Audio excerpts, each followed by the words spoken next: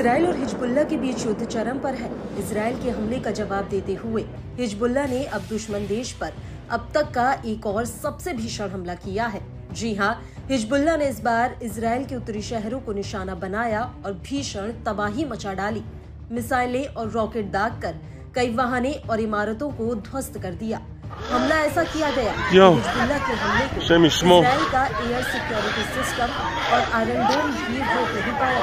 इस हमले के कई वीडियो सोशल मीडिया पर वायरल हुए।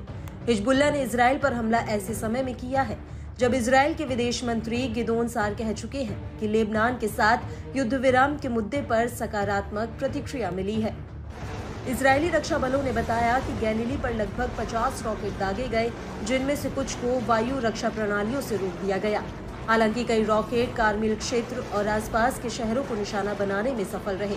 हिजबुल्लाह ने जिम्मेदारी लेते हुए कहा कि उन्होंने कारमिल बस्ती में पैरा ट्रूपर्स ब्रिगेड के लिए एक प्रशिक्षण बेस को निशाना बनाया था। इसके कुछ ही समय बाद आईडीएफ ने मलकिया के उत्तरी किबुत्ज के ऊपर लेबनान से लॉन्च किए गए एक ड्रोन को रोके जाने की घोषणा की। इससे पहले दिन में लेबनान से आया एक और ड्रोन पश्चिमी गैलीली के लेमन शहर के पास दुर्घटनाग्रस्त हो गया, जिससे झाड़ियों में आग लग गई।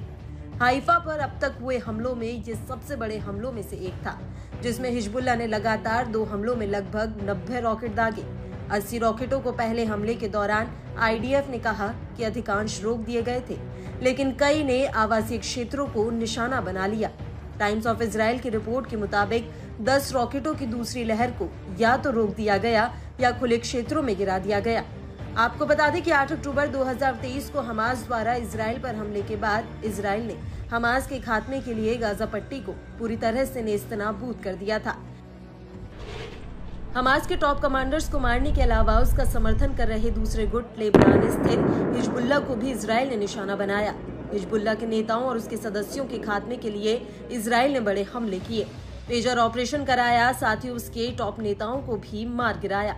इजराइल के इस हमले में लेबनान में 10 लाख से ज्यादा लोग विस्थापित हुए हैं और इजरायली हमलों में कथित तौर पर 3189 से ज्यादा लोगों की मौत हुई है।